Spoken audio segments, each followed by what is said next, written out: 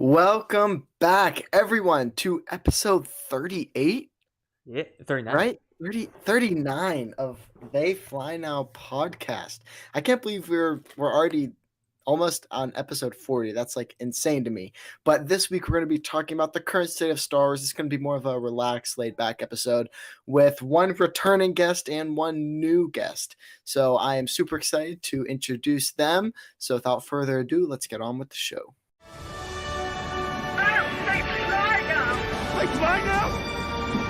They fly now!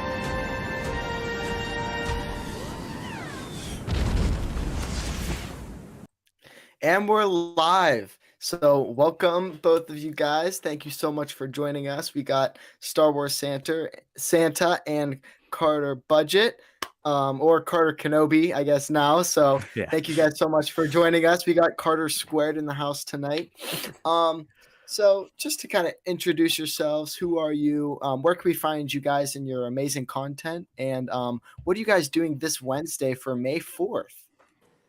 Wow. Since it's the big national holiday this week, what are you guys doing? And let's go to Carter first, since you're new. Great. Thank you for having me. I'm Carter. My TikTok handle is Carter Kenobi. Make all kinds of random Star Wars and random content. I've been a little busy though, so I haven't done some recently, but I'm excited to get back into it now that I'm on summer break. For May 4th, man, I don't know. I need to figure it out. Last year I had like a crazy May the 4th. I had a whole day planned. I like made like Star Wars treats and like built a Lego set and like I think I watched the sequel trilogy, so I had like a whole day. But this year I need to figure it out. Last year I made these things called like Yoda sodas, and they were like lime sodas, and they had like the popsicle with like the lime ear sticking out. They were actually really good. So I think I might make those and watch Empire. Will probably be my May the 4th. Nice. That's not too bad. So what did you do? You put soda in? Yeah, so it was like this lime soda, and then you put like lime popsicles, and then you like cut like lime pieces in half, and then like stick them into the popsicle, which made like the ears. It was actually cute. It tasted great, so I might do that again. Yeah, that's pretty cool. I'm watching Empire. Empire is my favorite, so that's awesome. And Star Wars Santa, welcome back. Well, thank you so much. This Wednesday, May 4th, Hasbro has a Fan First Wednesday event. They have several new figures they'll be releasing. So, planning to do a show with my friend Martin Keeler, the Zuvium. He is a Black Series figure collector. He owns every single Black Series Star Wars figure that's been released. What? So, That's amazing. It's amazing collection.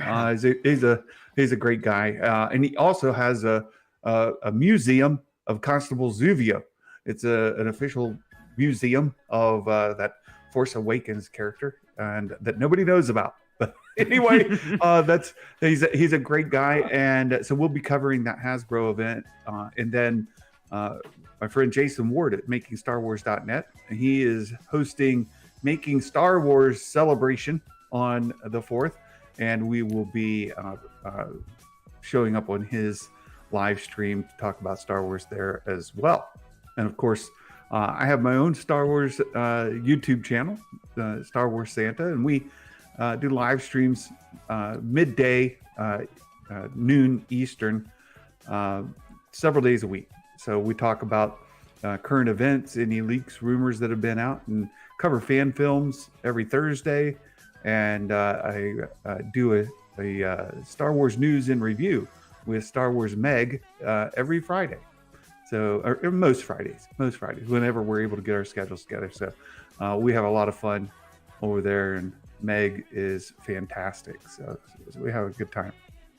Geez, that's incredible. So are they sending you the figures now? Like, no. No. You wish. I can buy them just like anybody else. And even in that case, when I pre-order, just like anybody, they get canceled on me just like they do anybody else. So I have But yeah, no that- inside track on getting the figures. Yeah. Oh, that's crazy. We need to get Star Wars Santa get some free figures up in here. Let's go, people. Let's go. Get us some royalties. But no, that I sounds know. incredible. Like you're doing all these streams on Wednesday. I'm gonna definitely have to come tune in and watch you. That sounds great.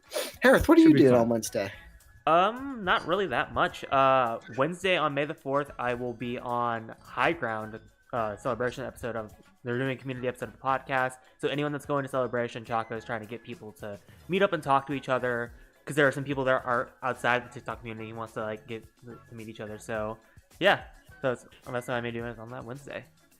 That's awesome. Also, I want to wish happy birthday to Hereth. Yeah. His birthday was yesterday, yeah. 2 days ago. Yeah, yesterday. Happy birthday. Yeah, so happy birthday, Hereth, turning the big 2-0.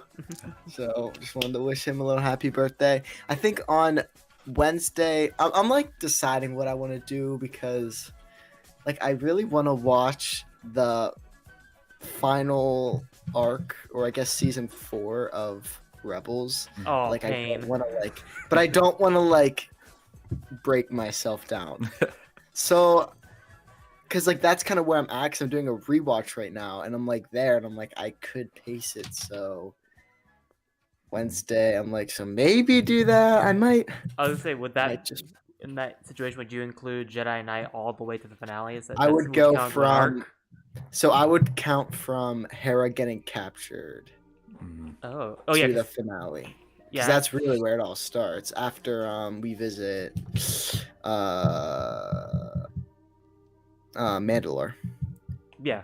From that Dharma Saw Gerrera, then it's kind of like a continuous plot. So I think that might be what I'm doing.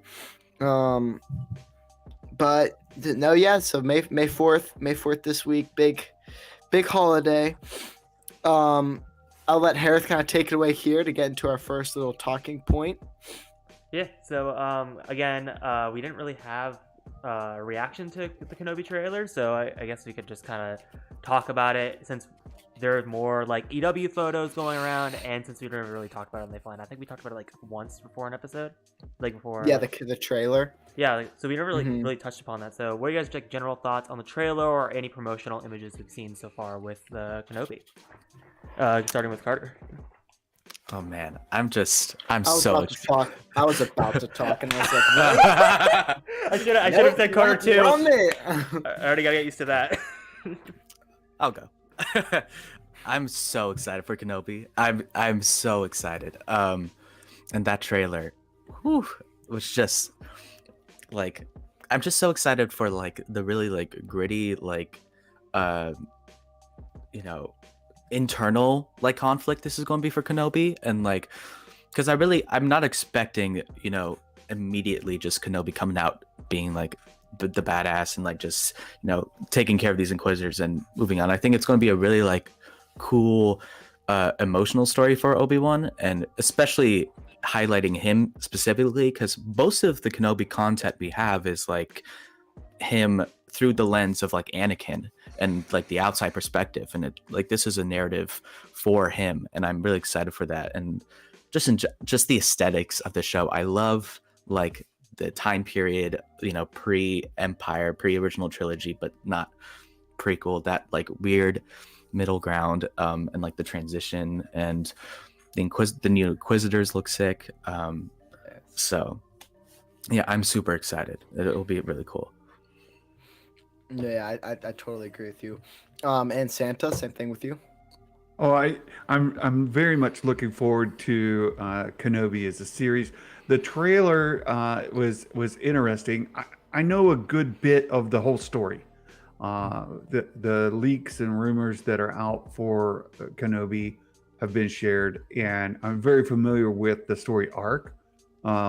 So seeing the trailer was kind of fun, in seeing some of the leaks that I've heard, see them on screen. So I'm very much looking forward to seeing the show unfold, being able to see how they execute on these story lines, and how the show progresses. It's going to be a really good show. Deborah Chow seems to have really hit on the right points in all the interviews she's done. The score, I'm really excited to hear John Williams' new piece he did for Kenobi's theme. So he at least it was reported that he had asked specifically to be able to write a theme for Kenobi. So that will be I'm excited to hear it, to see how it stands up against his other work. But the incomparable John Williams creating a new piece for that, and then as far as the rest of the score, it seems like it's going to be really big. Lots of brass, lots of horns, big orchestra, huge orchestra, and so it's got so much potential. And to be able to see some of these things in live action for the very first time, and as you mentioned, it's an interesting time period that you've not been able to explore on screen before. So this is going to be great for people who aren't consumers of a lot of the comics or books that cover the era, which is the vast majority of people out there who will consume Star Wars. So this will be great. This will be great.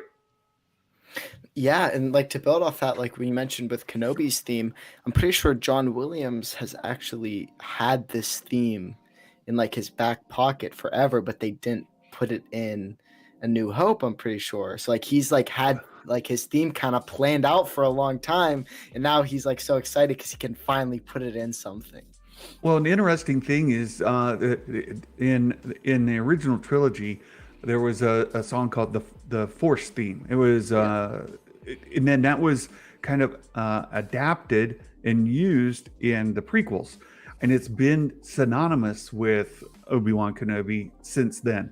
But it's not strictly Obi-Wan's theme. And I like what John Williams called it, Benny. He wanted to write a theme for Benny. So I've been calling it Benny's theme. I'm really looking forward to that. But yeah, there is a theme associated with Obi-Wan Kenobi, John Williams' piece, and I'm curious to see if it, how similar it is to the Force theme. If he uses those same sort of, well, I want to say themes again, but if he uses those again, motifs, yeah, motifs. There you go. Thank you. Yeah, I'm really curious. There's so many things in Kenobi that I'm curious about, and that's one of them. Yeah, and to again, like Carter was saying, building on that is I forget why am I forgetting her name? The composer that's doing this worked on Loki, and I thought she did a really good job with like Loki's emotional beats and like getting that. And I think one of the things because I was re-listening to the soundtrack just to kind of get like a good feel for what it could possibly sound like, and there were some elements and themes, and I'm like, yeah, this is very Star Wars-esque, and like I can see how this could translate very well into like the big orchestrated like motifs of the show. I didn't know that. So the person who did Loki is also doing Kenobi. Huh. I thought personally Loki had the best soundtrack. Loki had a great soundtrack. Yeah, like that theme whenever it starts playing, like man, like it's so good. But yeah, like just again having John back, having all these new things, and like just a character study of Obi-Wan is what I think should be so special. There's one request I have for the show, and because I try not to like put too many like requests or predictions, but I really want a scene from Ahsoka. Have you guys all read the Ahsoka novel? Yeah. Any of you guys? The break chapter with Obi-Wan, whenever he's visiting Shmi's grave and apologizing to Shmi for losing Obi-Wan. I need to see that because it's said in the thing that he visits there often. So like, I need that. If that would be the opening scene, it would break me. And I just feel like that would be such a good way to open the show. I don't know. Yeah, no, that and Satine. I really want just some kind of mention of Satine. Like, it's such a like big and important part of Kenobi's character, especially for me, because like, you know, that's like one of the few times we get to see like Kenobi just in his element, is those Mandalore arcs in the Clone Wars, and like it really kind of shows almost how similar he is to Anakin. You know, like Anakin and Padme and Obi-Wan and Satine have a lot of similarities, and like it's interesting to see that almost like, I don't want to say parallel universe, and where Anakin and Padme never became a thing, but like seeing that like dilemma with Obi-Wan about his like struggles with the Jedi post Order 66, you know, in that new context, I think would also be like such an interesting thing to talk about. Yeah, if it was like, I don't know if they would do flashbacks or whatever, but if we could see Satine in live action, that would, Well, I know. Are spoilers on the table at all? I don't want to ruin anything for no anybody. spoilers. Okay. No spoilers, Santa. No Then I'll just sit here and be quiet. But I was gonna say, I know Hayden Christensen said to get ready for the role, he watched Clone Wars and Rebels, and then someone asked Ewan McGregor the same thing, and Ewan McGregor's like, I haven't watched Clone Wars for either Rebels. So I know, again, it's gonna be very interesting to see like if they. Well, he may say that. Yeah, but if they do take any inspiration from that, I want to see like how like again for Ewan it's gonna be new content, but for Hayden this is gonna be like the familiar. Yeah. Well, do they use Hayden's voice in Rebels? No, it's Matt Lantern. Whenever the mask gets chipped, Yeah, isn't it? Matt Lantern. It's I thought it was Matt Lantern, Hayden, and I think that's in the Clone Wars finale when Ahsoka's having the. That's the only time you hear Hayden animation is the Siege of Mandalore. Okay. And then you hear Matt Lantern say, "What have I done?" And then Ahsoka responds, "Anakin." Yeah. So they blended the two together. It's gonna hurt so good. And the return of Hayden in general, just that's.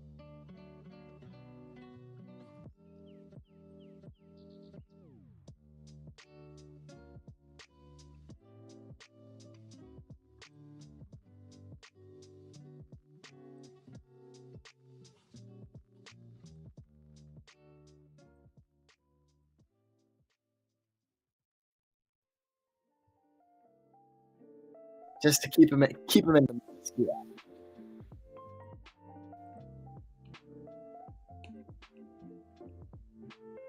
I'm back. I was like, what the hell's going on? Oh, there's back. There he is. I was just really confused because like everything. I think he's back. Like my connection didn't drop, but like my video ninja dropped. That was so weird. Okay, you're good. No, you keep going. But you're back. Last time we're talking about the return of Hayden. Yeah, like that's gonna be so big and just so impactful for the community to get him back in, to hopefully get him just going around more, maybe to more cons, to just show that like that we love him, you know. I think it's gonna be so big. Yeah, and again, I feel like unrelated.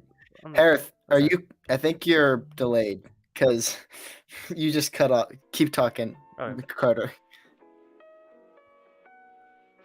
That like with time has passed, like how our generation is now kind of growing up and like entering the fandom, and like we're kind of the generation who like grew up with the prequels, and like now how that is influencing the content we get, and like it's just that interesting seeing that shift now of like prequel love, and it's nice to see. And I think that is also has something huge to do with like Hayden coming back, and you know, this series in general coming back, and yeah, I think it's just cool to see. Yeah, exactly. Like whenever we were kids, I mean prequels came out a little bit before we were born. But with the prequels, there was a lot of like hate, and like we didn't really have a voice, I feel like, in the community, because we were obviously 5, 6, 7 years old, whatever. So we didn't really, but now like I feel like the tides kind of turn. Like a lot of love for the prequels is back, and a lot of love for Hayden's back. And actually, Santa, the first time you were on the podcast, we talked about prequel hate, comparing prequel hate to sequel hate, and kind of how similar they were, and how similar they were to OT hate back in the 80s. So like it's crazy, and I'm sure we're gonna also see that turn eventually with the sequels in another 10, 15 years. But it's just cool to see now that tide is like feel like finally turning over with this series, which should be awesome. Also in the trailer we got look at first ever live action Inquisitors. I know I was freaking out. I was screaming, I was yelling, I was so excited. So what were you guys' reaction to that? So we got we could just kind of cover like the rest of the trailer, like we got Inquisitors from Rebels, we got new Inquisitors, we have the Inquisitor base from Fallen Order. Yeah. So we got a whole bunch of stuff from animated and live action things. So what were you guys' reactions to that? And let's go to Santa first. Well, I'm wondering if our audio is going through on the live stream. It is. Because none of us are there. No. I don't know what happened. Like my screen just like refreshed. But your audio can still be here, just not your video for some reason. No problem. Okay. No problem. So the Inquisitors, I think there's a couple of things. For those of us who have followed with the animated series and you're familiar with Rebels, then the Inquisitors are super exciting. There's a lot of, I think, surprises they're going to drop on people who have not seen those. And specifically, again, but anybody who's seen Rebels, this isn't like spoiler. The Inquisitors have been around. You can see their thing. But during the show, I think when you see that lightsaber hilt flip out into the full circle and then start spinning, that's going to blow some people's minds. Because I remember back in you mentioned the prequels. I remember back when Maul first used the double-bladed saber, how like nobody had seen that, right? And it was a big deal. So I think when we see Reva specifically, you can see her in the trailer. She's only using the one side of that, and the hilt is folded, right? Mm-hmm. So, or that that the circle, hand guard is folded in. Yeah. So it's only a half circle. People aren't going to know that thing flips out and then it spins around. So that'll be a lot of fun to see. It'll be a lot of fun to share with people when they see that for the very first time on live action. And then, of course, I don't know how much we're going to get of the Grand Inquisitor, the fifth brother, but to see them introduced, months ago, there was a rumor that there was going to be a spin-off following the Inquisitors, and that we might get some sort of Inquisitor show out of this. I haven't heard a peep of that recently. It'll be interesting coming out of Celebration if any more buzz starts around that, especially following Kenobi, and we get to see them in live action. It could be awesome. Could be really be awesome. Yeah, definitely. And Carter, same thing to you. No, I love the Inquisitors. And I love the helicopter lightsabers. So do I. I don't get the hate. I'm sorry. I don't get the hate. Like, are they a little silly? Yeah, but Star Wars is a little silly. So I just love, and I especially love because I think they like, what's the word I'm looking for? They address like the silliness of them in the shows. You see them fail. You see them like. Kanan literally beats the Grand Inquisitor by putting it in the garden. Oh, I love that. So like the silliness of them are,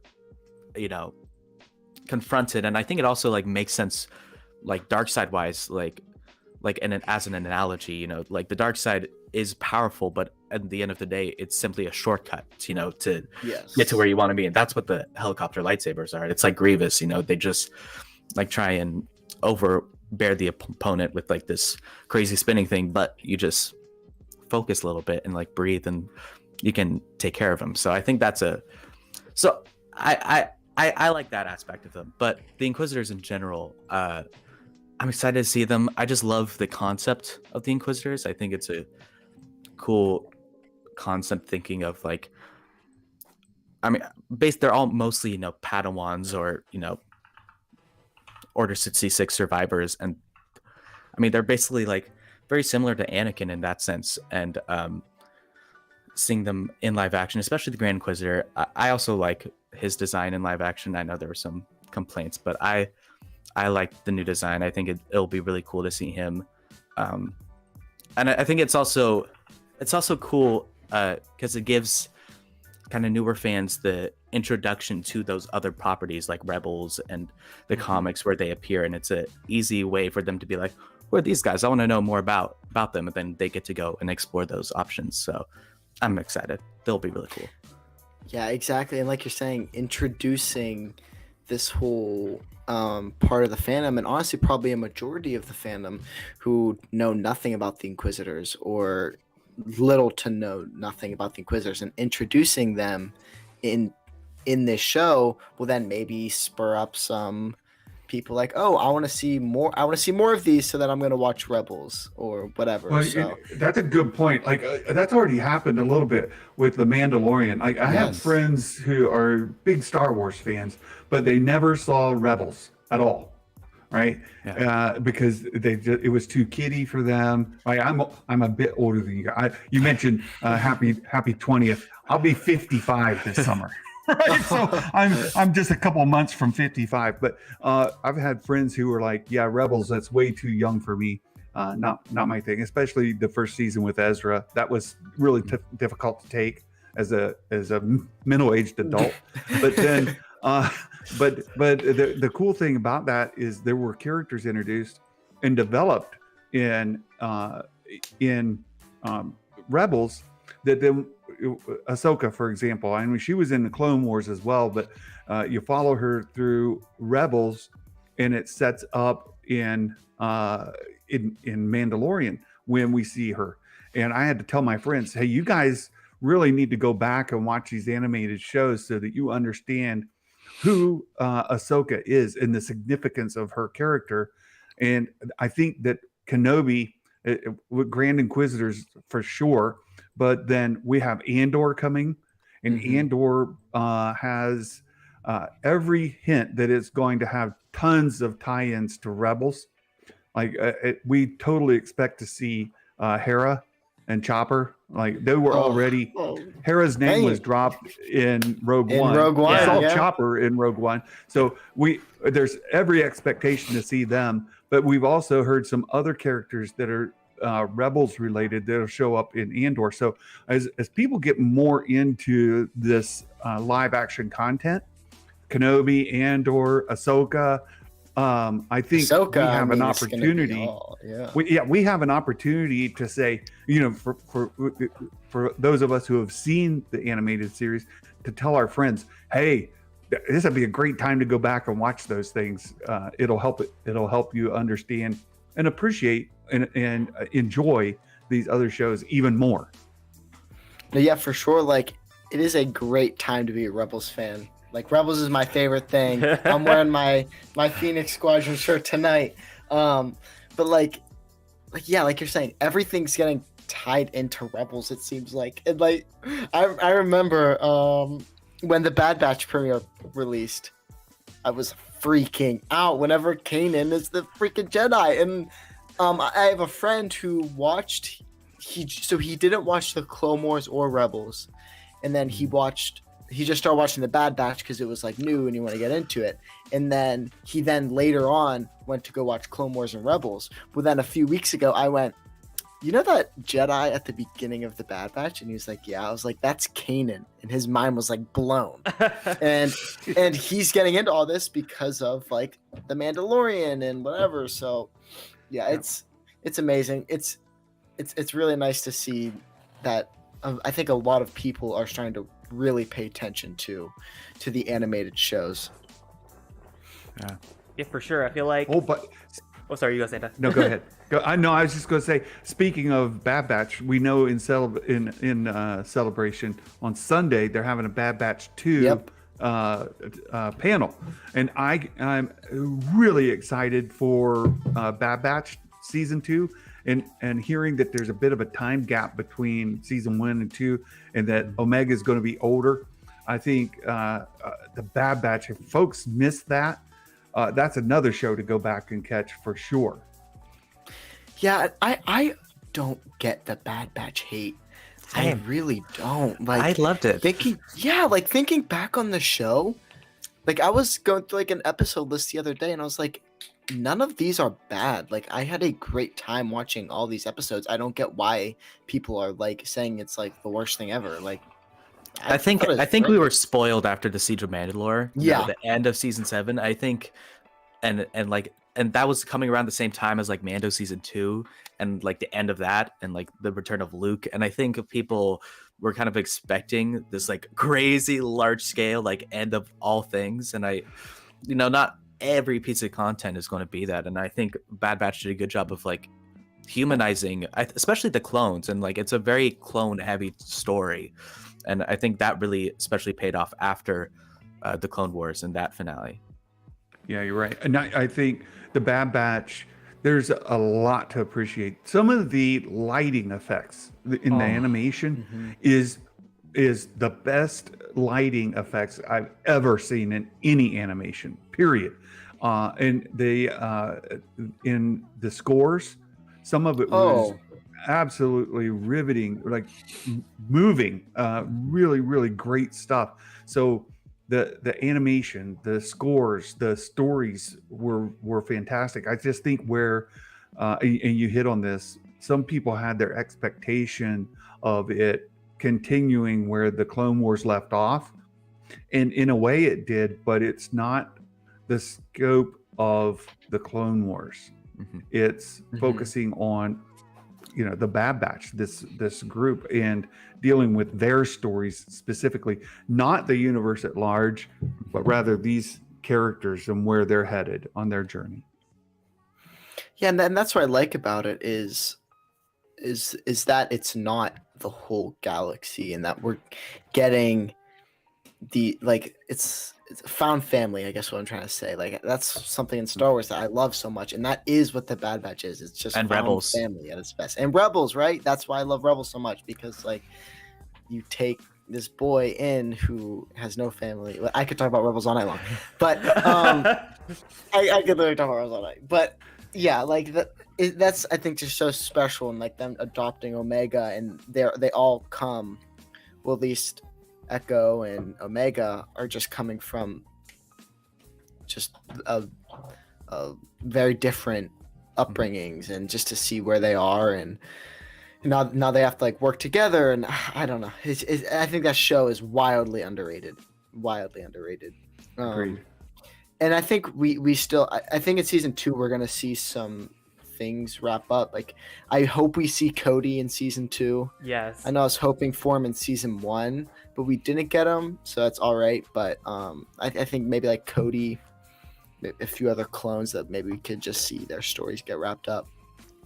Because I know I was asking for that. I think it was on Diet. I was pitching the idea that I wanted to see Rex and Cody's final battle, because I feel like people would like theorize that Cody's going to be in Kenobi, but I honestly don't think he would fit that show, because honestly I don't think Cody and Kenobi really had that much of a relationship outside of just being professional. So I've always kind of wanted to see Cody in Bad Batch season 2 and see Rex finally have like that final showdown. I think that would be an emotional fight. Yeah, I definitely agree there. But I guess that might anything else you guys want to touch on Kenobi? Any hopes you have? I know, Santa, you may already know the entire story, so we. Yeah, I know that. Maybe. I know the finale. Like, I know the whole story. Oh, okay. No, please no. We don't want to know your predictions. We don't want to know your predictions. I won't share, but I do hope that the story we see opens up avenues for some spinoff. Like I mentioned before, the Inquisitors, right? I think that Kenobi has the opportunity to not only introduce Inquisitors, but some other characters or character types that maybe people haven't really thought about in this era, and to see those stories explored, maybe not in a Kenobi season 2, but rather like perhaps we get some sort of Inquisitorious show where we get another show based off of something else, without giving away spoilers, right? Like, I think there's some opportunities to see some other shows that could spin out of this and really help draw fans into the era. Yeah, Definitely. I hope. I would love that too. I've had this one theory. I don't know if it's going to happen, but something I've always wanted to see was Obi-Wan go through the trials that Yoda did in order to become a Force Ghost, because we saw Yoda go through that process in Clone Wars Season 6. But I've always thought it'd be so cool to see Obi-Wan go through that, and I don't know if it'll happen in the series, but like, because my first thought was when they first announced Hayden was coming back, my like theory thing was that Yoda had to fight like his dark version of himself when he was like going through the trials. But my thought was, what if when Obi-Wan went through the trials, his dark version of himself was Vader, because Anakin was the product of his like failure to himself, and so that was like what he saw, and that was what the duel was, and that would like keep the whole like New Hope like continuity and our long-awaited meeting thing.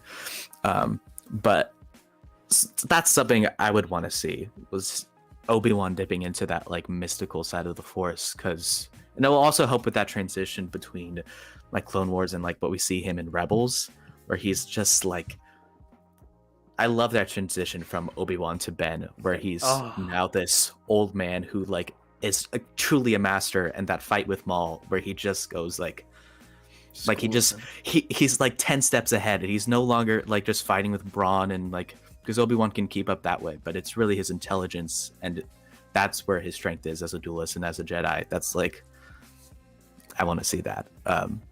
So those are like my last things I would want to see. Yeah, I've never thought about that, of Force Ghost, like trying to become a Force Ghost and fighting Anakin. That's a really, really cool concept. I kind of hope that's in the show now, but no. Santa, don't say anything. Yeah, Santa, just smile away. Just smile away. I just smile and nod. That's all I'm gonna do. And Hereth, what are you hoping for in the show?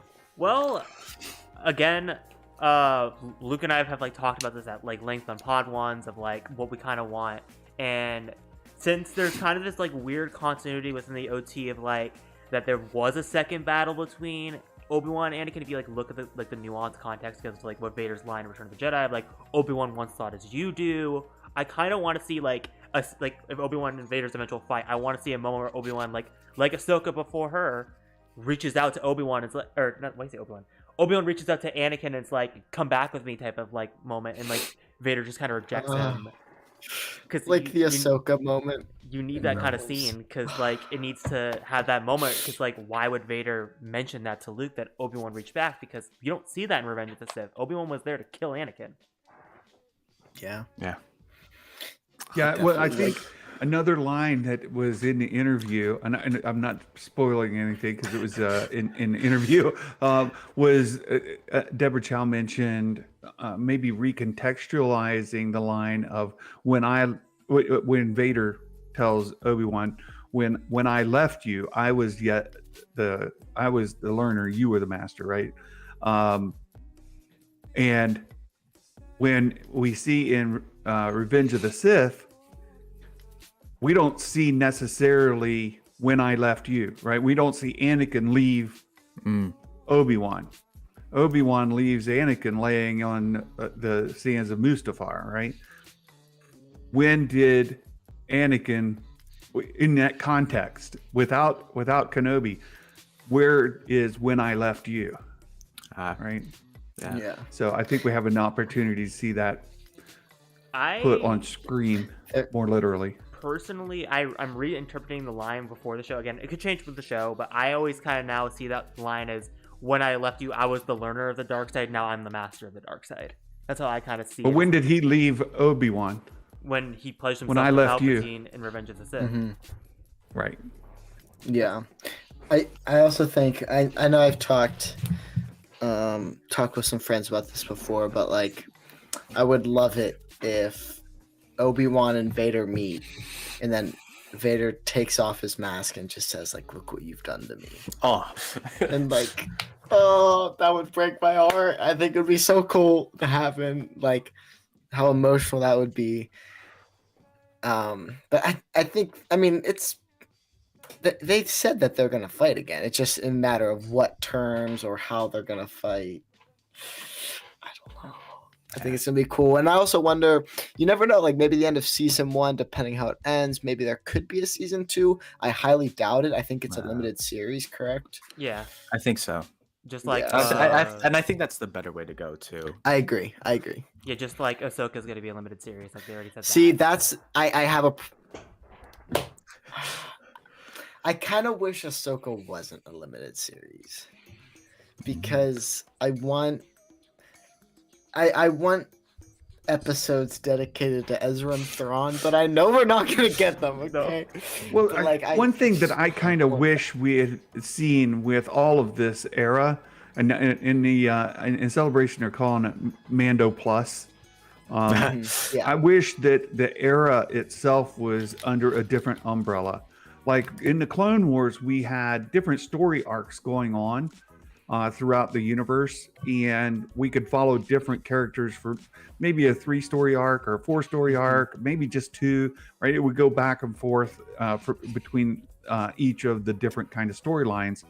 And I kind of wish that the Mandalorian and Mandalorian 1, Mandalorian 2, Book of Boba Fett, Mandalorian 3, Ahsoka, all of those were under a different heading where, season 1 focuses on Mandalorian.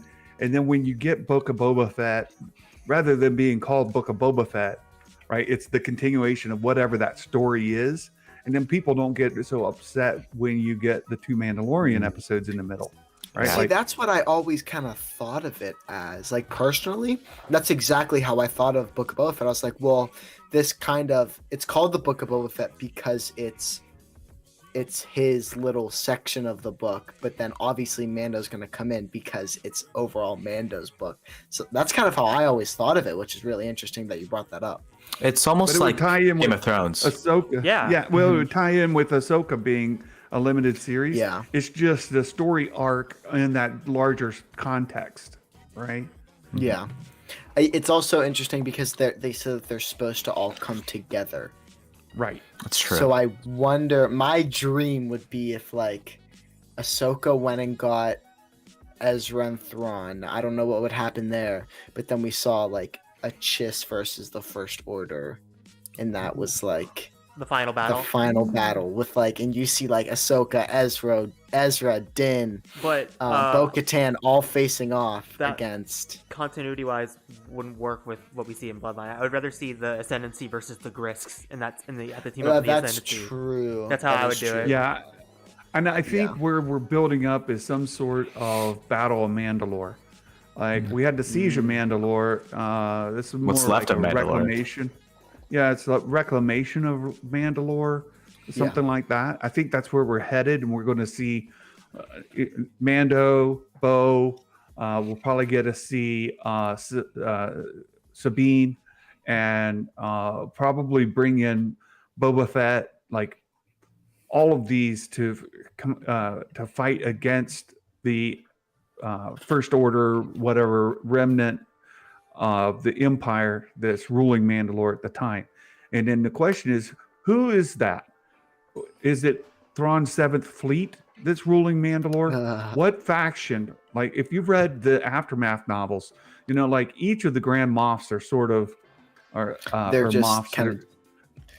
they're kind of building their own fiefdoms, right? They're building their own little empires. Regions and stuff, yeah. So yeah. So if Thrawn is out with Ezra and he's off the picture, but which is the Moff that's over it? Is it Gideon? I mean, who has Mandalore? Which one of those Moffs is over it? And then we could see that tie in. Yeah, definitely. I mean, it's gonna be crazy whenever it happens. Yeah, and there's also some tie-ins, with Moff, because Moff was specifically going after Grogu, so he's obviously there's that whole other thing with like Palpatine and like the creation of like Snoke and all that. So like, how does that also fit into this thing? Because Moff seemed to be more focused on that objective rather than like keeping Mandalore. That was just something that he like had already done. So right. Does that he might have been in Mount Tantus, right? Where his experience with with Grogu. Grogu could have been at Mount Tantus. We saw at the end of Bad Batch season 2. Yeah. Right. So Yeah. maybe that's where Moff Gideon met and has interacted with Grogu before. There's a ton of story. That's why Bad Batch season 2. I'm super excited for that. Yeah. You know, what are they going to do with Mount Tantus? What are they going to do with some of these arcs? Will we start to see, say, Moff Gideon in animated form? Ooh. Right? Will we see him? Ooh. Or young Boba too. Yeah. Well, yeah, but especially since Boba's his sister or brother, right? Like, Yeah. Well, and honestly, this is a great transition since we're talking about this kind of stuff into Shadows of the Sith, which I think. Do you guys both read a lot of Star Wars? I try to read when I can. Okay. I read a good Santa? bit. Yeah. I read a good bit, a lot. So Yeah. I know personally I am so excited for this book because I think this book is going to do wonders. So if you we got like the excerpt from it where Hereth, if you want to kind of explain the excerpt. Yeah, it basically is Luke meditating on why am I forgetting the planet that Ahsoka mentions in Mando season 2. I literally wrote a trivia question about this. I forget. You're good. It's the original Jedi founding planet on Tython? Tython. There it is. Tython, Yeah. yeah. It's the seeing zone on Tython of like where Luke's meditating on Tython and he has a vision of Exegol where he fights like Mortis and that kind of stuff, and like he has like this insane vision of like where he's like fighting like ghosts on Exegol and he basically fades back and Anakin's there and they say that it's the first time that Luke has talked to Anakin Skywalker since the Battle of Endor. Yeah. So I mean this, and then we also know we're gonna get some stuff with Ochi Bestoon, and maybe we'll see him kill Rey's parents with the dagger. Like, I think this book is going to reveal a lot more about Palpatine's contingency plan. At least that's what I'm hoping. Like, my hope and dreams for this book is that it's going to take a lot of the loose ends that we get in Aftermath, that we get in Battlefront 2, Bloodline, so a bunch of like these different books, and even in Mandalorian, like we're getting kind of these loose ends of the First Order. We're getting these hints of Palpatine's return in Bad Batch and all these things. The Tarkin novel, so all these different books and TV shows are kind of hinting at Palpatine's return, and I really hope that this book reveals a lot more about it, and we get to kind of maybe see some inner workings of it, and then I think that would then get rid of a lot of the hate that Palpatine returning gets. Yeah. Because the information's there, but people don't like to use their brains and be like, oh, wait, why do they want Grogu's blood? Maybe because they're trying to kill Palpatine. Like people don't like to use the context clues that they're given, you know?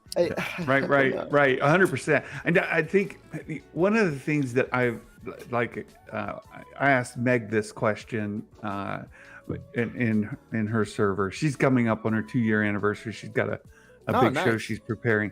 But I asked her this question: if you could put in an order request at Lucasfilm for any Disney Plus show, what would it be? Would it be a limited series, a multi-season series, animated, live action? What? For me, that's always been the original trio, right? We get Luke, Han, and Leia, and Chewie. We get their story following Return of the Jedi, and we get to follow that Luke's adventures. We get to see what they're doing after that time. We get to build up to whatever happened with Ben as he was growing up, and Luke, his uncle, beginning to mentor him. I would love to see that in animated form, especially since we have Mark Hamill to voice act Luke himself. That would be great. And so what I'm hearing in this Shadow of the Sith is a little bit of that. It's right? Like to get a exactly little what you're explaining. insight into here's Luke in that time span, maybe towards the end of that or later in it. I don't know exactly, but so for me, this Shadow of the Sith is scratching just a touch of that itch. I would love to see that in Disney Plus content, because you said a lot of people don't want to read context clues. A lot of people refuse to get their content from books or comics. They just want whatever's presented to them on screen. And I think this would be a great opportunity for that. So I'm really looking forward to Shadow of the Sith. And I saw Brotherhood mentioned as well. Shadow of the Sith, I'm looking forward to far more than Brotherhood. Brotherhood, I'm looking forward to, but Shadow of the Sith is, I'm kind of itching to get my hands on it. No, yeah, definitely. And Carter, same thing to you. Yeah, no, I'm definitely excited for it. Honestly, it reminds me very much of like Legends, like that early Legends content. It is, yeah. And I think that's definitely going to satisfy a lot of those people who are itching for that kind of content. And I'm excited for, those clarifications. And I think people, like you said, they don't like finding those context clues themselves, even though I don't think you really need them. Like it still works on its own and it makes sense. But I think it's like, I think it really is just going to deepen it, and it really going to, similar to what Clone Wars did for the prequel trilogy, because the prequel trilogy stands on its own, but like with the added context of Clone Wars, it's just so much deeper. And I think that's going to happen with the sequel trilogy. And I think it frankly is going to add a lot more to Palpatine's character, because Palpatine is so smart. And I think people don't give him that kind of credit that he frankly deserves. Not to, I'm not a Palpatine apologist, but, I'm just saying, like, I think it'll be really cool to see how Palpatine, from his inception, has always been about like foresight. He's foresees these things, and he's always 10 steps ahead. And we saw that in prequel trilogy, and how Order 66 is like the most brilliant thing ever to get rid of the Jedi, and like how that's really just going to happen again. And like, especially now that he has the Empire, like, of course he's going to have these crazy contingency plans when he has the full resources of the entire galaxy, having those in place, and also seeing how Luke is going to react to that, and how Luke is kind of in this awful position where he's doing this alone. He doesn't have a full Jedi Order to fight against this with. He doesn't have even the government at the time they're forming a new government. It's not like he has the Republic to help him, or the Resistance isn't really formed yet, and the Rebel Alliance it's just this awful place where he's kind of on his own. And I think that's really going to add to like where we see him in The Last Jedi. So I'm excited for this book, definitely. Yeah, and I think it's Luke and Lando are supposed to be going around doing this, which is cool. Like, we're getting more Lando content out of this too.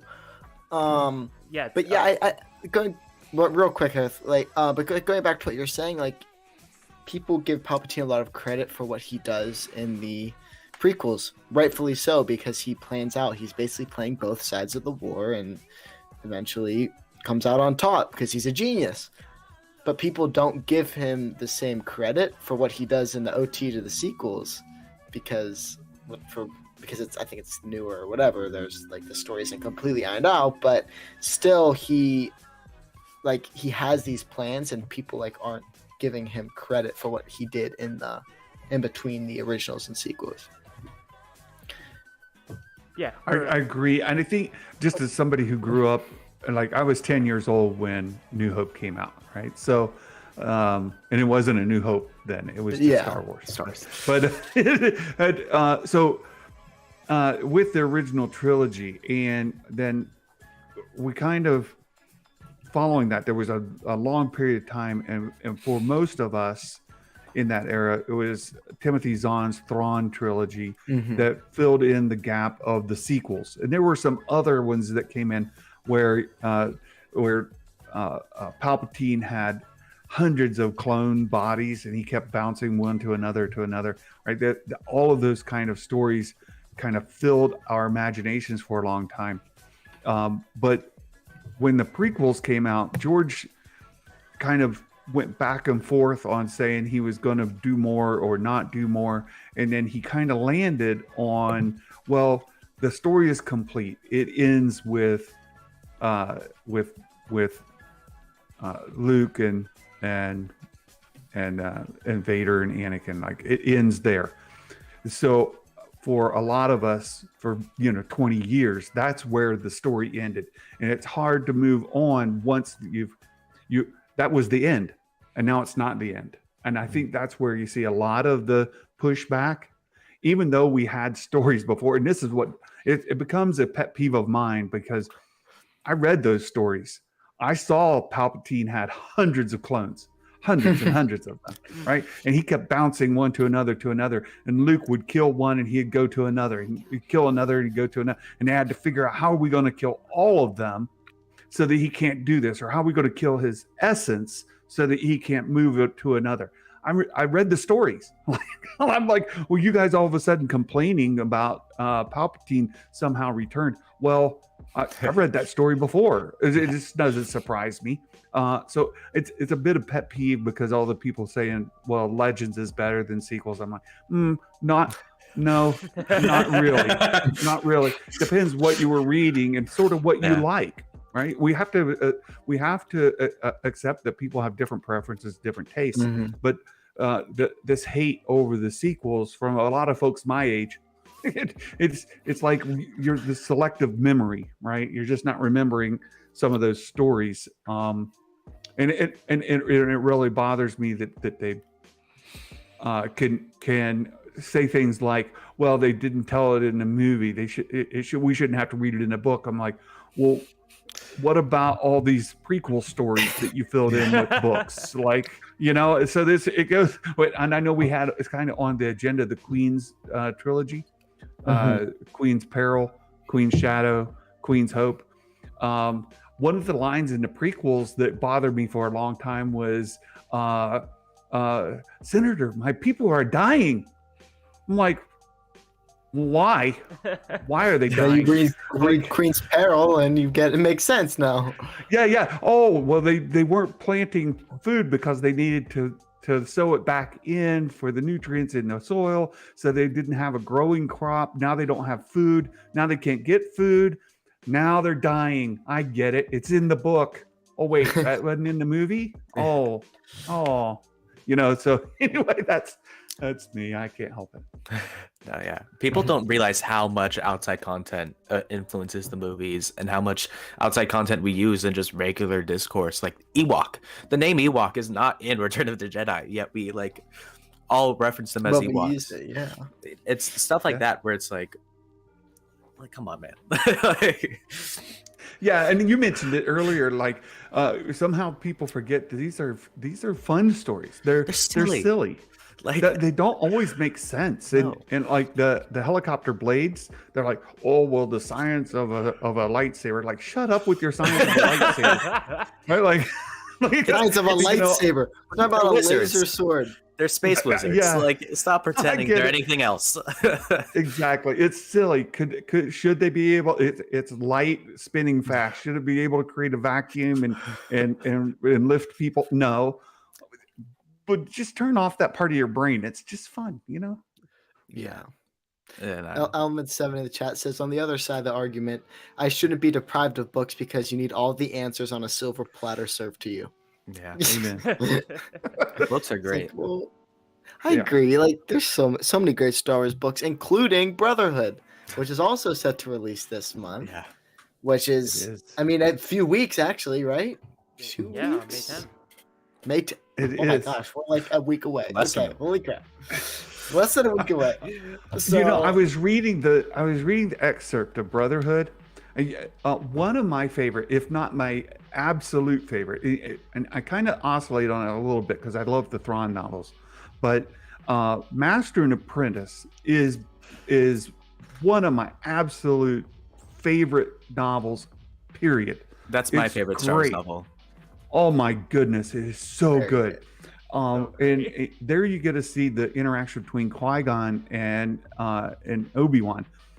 I get the same vibe from this Brotherhood being that relationship between Obi-Wan and Anakin. I very much get the Master and Apprentice vibe from what I read of it. And so I'm looking forward to getting that and getting a chance to read it. Same. Yeah, Yeah, what about you, Carter? Same thing. Yeah, I mean, I love Master and Apprentice so much. That's my favorite Star Wars book, and especially Obi-Wan is my favorite character, maybe in all of fiction. Like, I just love Obi-Wan, and getting to read that book, especially like young Obi-Wan, because I forget how old he is in the book. He's like 19, somewhere around that age.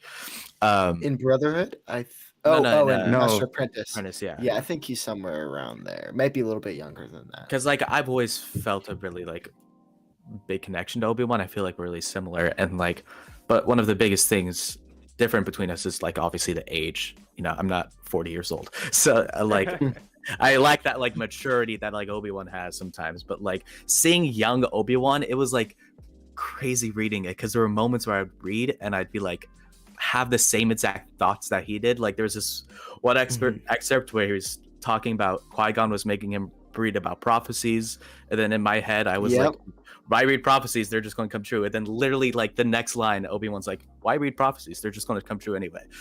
So it was like so cool. And it was also one of those rare opportunities before this Kenobi series is we get to see Obi-Wan through just Obi-Wan's lens.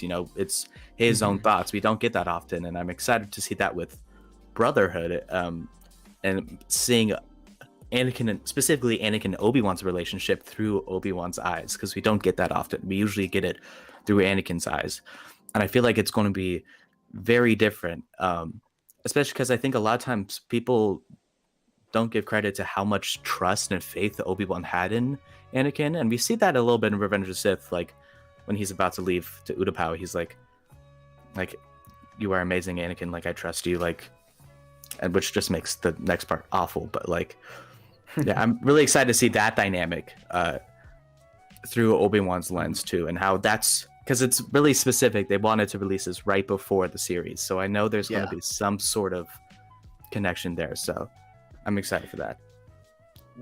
Yeah, my one hope for this book is we see Obi-Wan versus Ventress. I meant Anakin versus Ventress, and that's how he gets his scar, because we haven't seen how he gets the scar yet. And I feel like this would be the perfect opportunity to give Anakin his scar.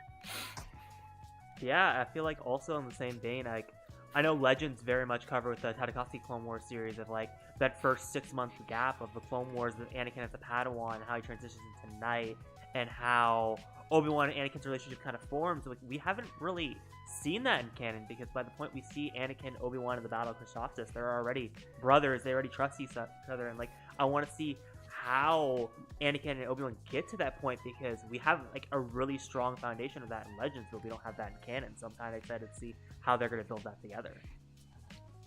Definitely. Yeah, for sure. Also, I feel like this book may be one of the last prequel era some of the last prequel era content we get, because the story's like almost complete. Like you said, Hereth, we don't have that 6-month beginning of the Clone Wars, and I mean, I guess we do have some gaps in between episode 1 and 2, but besides that, the story is mostly complete, and I don't know how much more prequel content we're getting, which is going to be sad, but I guess that's kind of where it is right now. Yeah, you're right. I think the biggest gap now is Phantom Menace to Attack of the Clones. Yeah. Young Anakin, there's a good chance to develop some of that content. Because it really, even in the comics, it kind of takes a bit of a jump to like 13, 14. Yeah. I'm not complete on my comic content, so forgive me if I'm overlooking stuff. But neither am I. But yeah, I think you're right with the Obi-Wan Anakin comic. I'm pretty sure they're. Yeah, I don't remember seeing stuff of young Anakin like right after he started training with Obi-Wan. I don't remember that. No, definitely. Element 7 in the chat says Brotherhood is such a beautifully written book. He has already read it, so Element knows what happens in the book. So we just say it's a beautifully written It's unfair. book. It's the layers of this episode of like people knowing stuff, but we don't. It's just hilarious. Yeah. which is what happened with Queen's Hope with us, because we got it a little bit early. We were like, it's really good. Like, we I'm can't say catching anything, up. but it's good. You can't Yeah, say I anything, did. but it's really good. So this is where you get even because I haven't read but the first couple chapters. So I've Me gotta- neither. I haven't gotta gotten get to through read it yet. I hope to get finished is- with it this weekend. It's very good. It's very short. It's only Like 230 pages. let's see. It is 280 Oh, 277. Shout out to Barnes and Nobles. I got the signed copy. Nice. Nice. But Nice. Yeah. yeah, that book and they're supposed to be related too. So there's one specific scene. I'm not going to spoil it for Queen's Hope because you guys plan on reading it. But there's one specific scene with Anakin that I think is going to be the gap, or like what's going to be connected, because they said they're connected some way, Queen's Hope and Brotherhood. So there's a few scenes I have in mind that like I think that could be where they're going to tie in, but that's going to be also a very interesting thing to see. So have you guys, so Carter, I think Santa, you said you've read the first two. Have you read Peril and Shadow also? I forget. I've read one of them. I forget. I think I read Shadow. Which one was the Okay. first one that was released? Shadow. Was it Shadow. Yeah, I read Shadow. I haven't read Peril or Hope yet. Yeah, you definitely want to read Peril before Hope. There's a lot of things. Shadow is like, or yeah, no, Queen's Hope is like, it kind of brings all of everything together. So you definitely do want to read it, but it's for sure worth your time. It's, Yeah, I mean, definitely. that does wonders for Padme's character. Yeah, I got a list of Oh, books. I gotta thought read. Peril did. I Oh, Queen's yeah. Peril. I was like, dang, this is filling in a lot of holes for me. A Like lot of I holes. am no fan of the prequels. I say this often. Me and the prequels, we don't have a really good relationship, but I'm working on it.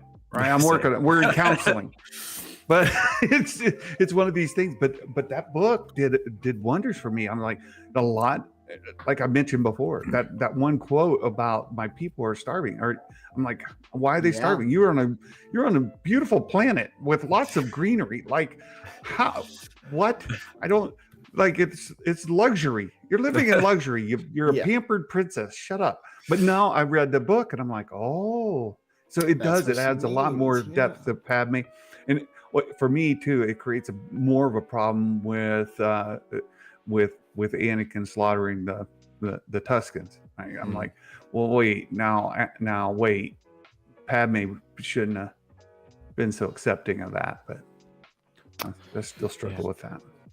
But yeah, like that Peril does so much for It's a good Phantom book. Menace. It gives you a whole new lens. You basically get everything else that's happening in Peril, like the other end of the coin. So like, you really iron out who's the handmaiden when when is it Padme, when is it Sabe, like all the politics that surrounds the Trade Federation and the trade blockade, because I don't think the movie does a great job of explaining that, and the book does a wonderful job.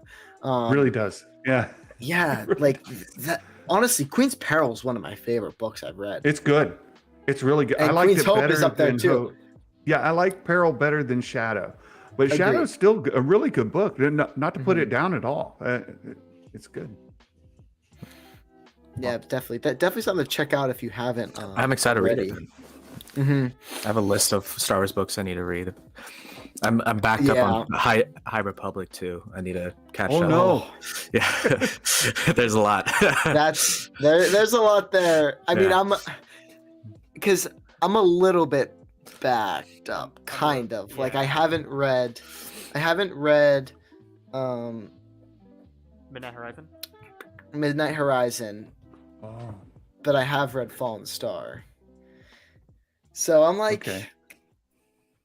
I need to Fallen read a Star little is more, the but like, better of the two, in my opinion. Oh, Fallen Star. I I- loved Fallen Star. I was real critical going into Fallen Star, but I pretty much equate it to watching Titanic.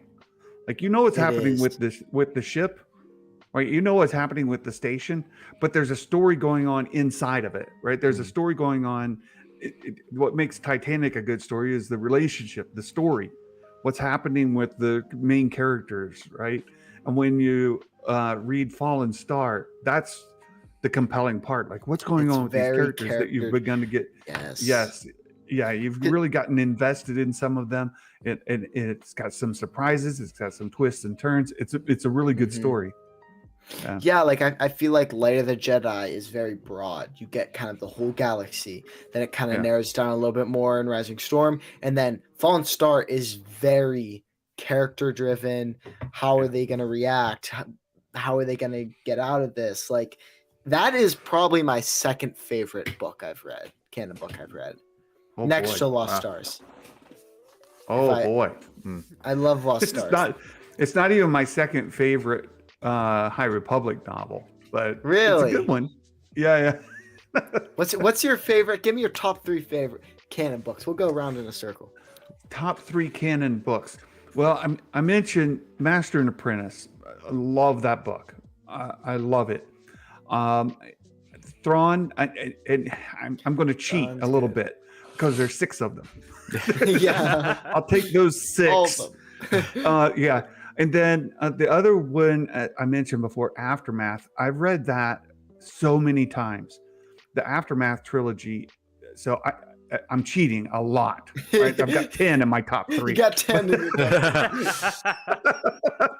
3.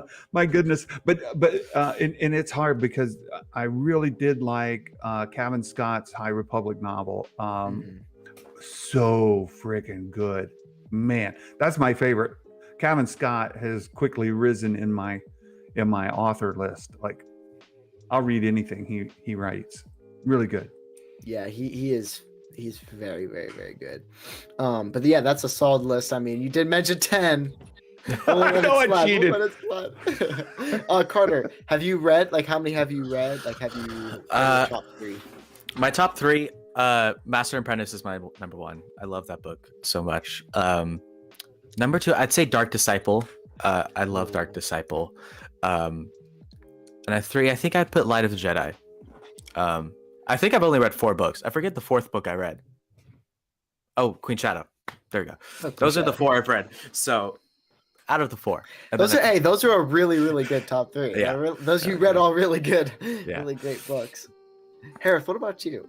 I've never asked you that. Out of all this time, I don't think I've ever asked you your top 3. I feel like I've said it before on the show, which is the weirder part. But I'd say number 3, I'd go Thrawn Treason. Number 2, I'd go Lost Stars. Treason's good. And then number 1, I'd go Fallen Star. Yeah, I'd probably go Rising Storm. Rising Storm is my favorite High Republic. They rotate for me back and forth, which is my favorite one because I value there's so many qualities from both that I just really like. So I say Fallen Star, but like it flips on a daily basis between those 2. Yeah, I'm a Lost Stars boy, die hard. I love that book. It breaks me down. I cry thinking about it sometimes. But yeah, Lost Stars is definitely number 1. Probably Fallen Star. I'm looking at my bookshelf, so if I'm looking away, I honestly might have to go with either Treason or Bloodline. I absolutely love what happens in Bloodline. I think that book is wonderful. I love Claudia Gray, and I think that book is like underrated. People need to read. Carter, read Bloodline. I will. I'll add it to the list. Really good. Really I'll add good. it to the list. Trying to think anything else. Are you guys far in Lego Star Wars? I just got back, so I didn't have my console back in college, but I just got back home and I just got into it.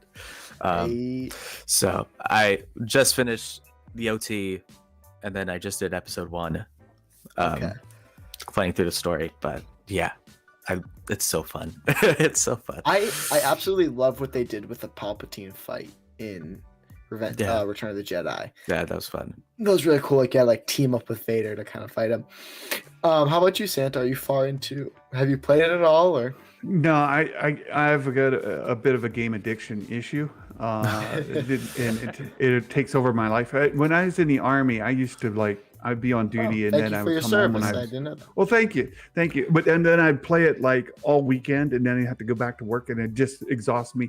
I didn't spend time with my wife or my kids. I was just so I had I just had to make a choice. What was more important to me, my family or the game? So I've kind of separated myself from the games. I've enjoyed watching people play it. Lego Star Wars is extremely entertaining. But yeah, no, I haven't been able to play it myself. Yeah. No, I mean, gotta do what you gotta do, right? Yeah. But Yeah, exactly. it is Good great. priority. The family comes first. Family comes first. Yeah, of course. Yeah, Of course. I wanted to ask you guys. So Star Wars Meg talked about on her show today. There was an article out by Mashable.com talking about Andor and the character creature creators. That is a really, really well written story. But this guy's Hogan is his last name, who worked on all of the sequel movies. He's worked on Solo and on the Andor series. It's worth your time to look into. This guy, this story was just released. Meg is the only one who's been talking about it, but there's a great piece in there about how he got to work on Andor. Andor, a lot of people have said that folks are sleeping on it. I agree. I agree. Yeah. Because it could be very, very good. And so he's talking about this other thing he's working on. But at the end of it, he says, don't fret, Star Wars fans. Hogan's excitement over hatching, which is the story that he worked on, is new, challenging, captivating. Not any lack of imagination or excitement coming in Andor. One thing he did tease about the much anticipated Star Wars series, people are going to love it, and it's going to look fantastic. So the closer and closer we get to Andor, the more excited I am for it. And I mentioned earlier, I think the tie-in to Rebels is going to be high.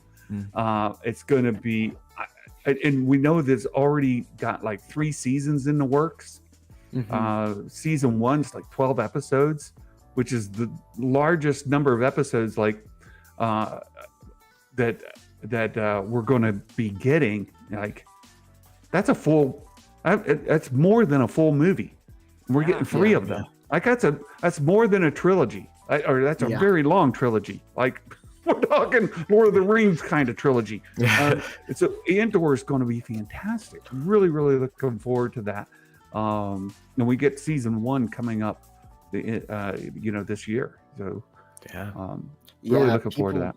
People need to stop sleeping on Andor. I think it's going to be brilliant. Because I think everyone's like, oh, why would they make a series on Cassian Andor when he's just in Why not? Rogue One? That's my response. One, why not? And they must have a really good plan for this, because they wouldn't just highlight him if they didn't have something fantastic planned. Yeah, I love Rogue One. Rogue One's my second favorite Star Wars movie, so I'm excited for Andor. Yeah. And I think it's definitely going to be a cool look into like the Rebel Alliance.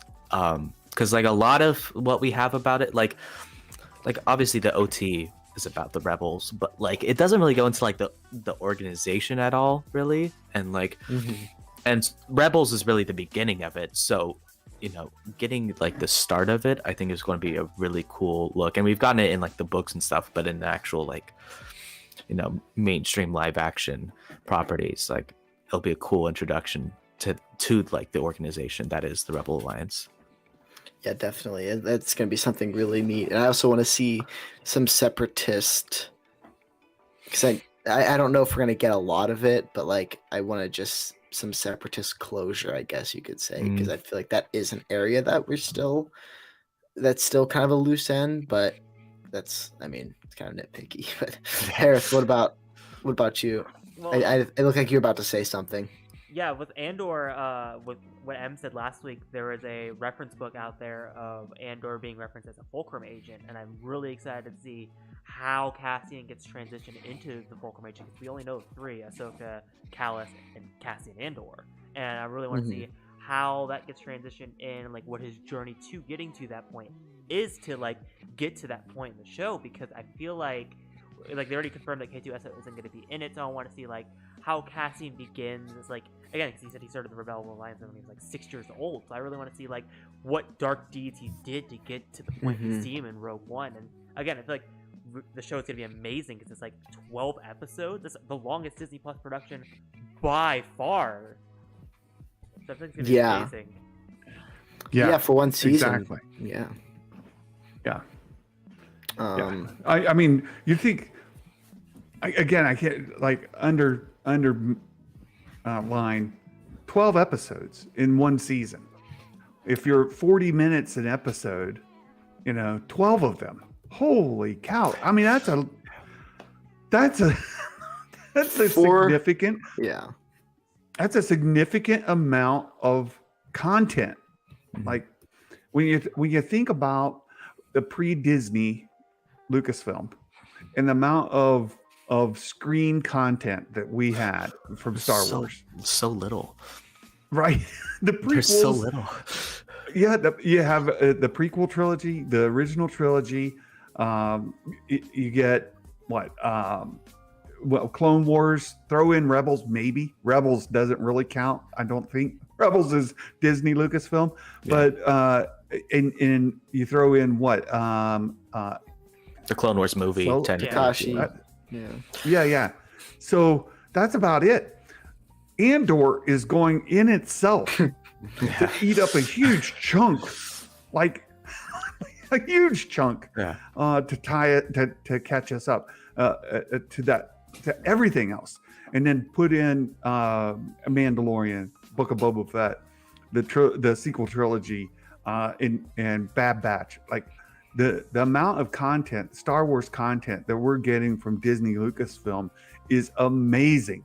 And maybe not all of it is for everybody, right? But there's enough in there for everybody to get a flavor. I talk about this with Hasbro all the time. Like Hasbro, they release figures. They're figures that I really want. Like I really want the full season 1 of The Mandalorian. Like I still don't have a season 1 Grief Karga. And I'm really upset about that. Like, why? Why did you give me season 2 and not season 1? Season 1, he gets on the Razor Crest, and season 2, he does. Like, I could go on and on. But they give you bits of stuff from different eras. And so, like, okay, if you're gaming greats, you get some of that content. If you're into Mandalorian, you get some of that content. You're into the original or whatever the era is. Hasbro's constantly trickling out more content for you, more figures. Well, Disney Lucasfilm is giving you The Mandalorian. Maybe you didn't like the sequel trilogy. Well, you've got The Mandalorian. Most people love that. Maybe you're a prequel era guy. You're getting Andor. You're getting Kenobi. You're getting some wonderful stuff coming up that's going to fall right in your wheelhouse. I think it's great. Yeah, and that's like what I think's really great is not everything's necessarily for you. And if you don't like it, okay, then you can just move on and wait for the next show. Not everything has to be for you. You don't have to like everything. Exactly. And I think it's just going to make a lot of like the hate that's kind of going around because we get one movie, like back when we used to get one movie every 5 years or whatever, like people are going to criticize those movies so much because it's the only thing that they're getting. Well, now we're getting a plethora of content. And the hate is. You mean I waited 20 years for this? Yeah. Well, no, you don't have to wait 20 years anymore. You just have to wait a few months. We get so greedy now. It's like we haven't had Star Wars in 60 days. Yeah. And I feel like that's what Disney's good at too. And I think that's definitely, if you look back on like Lucas, like that's definitely a part of why he chose Disney to take over property. I feel like people always forget that George Lucas was the person who chose to sell it in the first place. And like, and he handpicked Kathleen Kennedy, too. Yeah, no, man, Disney and Kathleen Kennedy ruined Star Wars. I'm like, well, blame Lucas for that because it's his fault. I heard somebody put it like seeing your ex-wife with their new husband or boyfriend, right? Or seeing your ex-girlfriend with a new boyfriend. Yeah, and like, you still loved her or him, whatever, right? And that they've moved on may feel bitter to you, but there was some affection for them at some point, right? And so that's sort of where was equated to me. Lucas feels with Star Wars, like this is his baby, this is his life, this is everything for him. And to see somebody else with her now is a little bit like jaded, but at the same time, he has great relationship with Kathleen Kennedy. They're not on the outs, you know. And I feel like with Lucasfilm in general, I mean, he was on set for Mando and Book of Boba, and he's very close to Dave Filoni from all reports. So I don't think that he's on the outs with Star Wars. I think there's a lot of fan rage out there that feeds certain algorithms to help monetize channels, but and then I think Disney's doing a good job of like, I think that's what they're good at. They're good at like expanding these things, and like they have the resources to make Star Wars this huge like property now. And like obviously it was a big property before, but it was just like the OT and the PT and then the Clone Wars, and like you could tell like with the Clone Wars, that's really Lucas was wanting to do this whole time, but he didn't have the resources. And I think like he saw this opportunity with Disney and he took advantage of that. I'm glad he did, because for me, like Star Wars is just, I feel like Disney has just saved Star Wars for me, and I love everything they're doing with it. And like, I totally agree. I think they've revitalized it and they're rejuvenating it for a new generation. And and seeing you guys, I love hanging out with people your age, because it gives me hope for the future. Right? If all the fans were my age, then Star Wars would be dying. I'm turning 55. I don't have a foot in the grave, but I'm 55. Yeah. Right? And it means if Star Wars was aging with me and not rejuvenating, then or maybe it's not rejuvenating past the prequels. Like eventually it would just die because it's not bringing in a new generation. So I love to see college age people coming into their own now. And we know that 10 years from now, there'll be a new generation of college age kids with the same sort of enthusiasm on the stuff that's come since, right? It's great. Exactly. Like you said it perfectly. And honestly, I think that might be a good way to end it off on a really positive note, because I think that that's kind of what this episode is about, just the current state of Star Wars, and that everything's kind of positive right now, and we're all excited for Kenobi. So yeah, I think to end off the episode, we're just gonna go around again. Just who are you? Where can we find you guys and your content? And we'll go to Carter first. Great. Well, thank you for having me. My name is Carter. You can find me on TikTok, carter.kenobi. I'll be posting more Star Wars stuff soon, so look out for that. Yeah, awesome. And great job on your first podcast. I know this was your first This was fun. one. This is so fun. Great job. Yeah, awesome. We'd love to have you back. And same things for you, Santa. Yes, Star Wars Santa. You find my YouTube channel, and I've got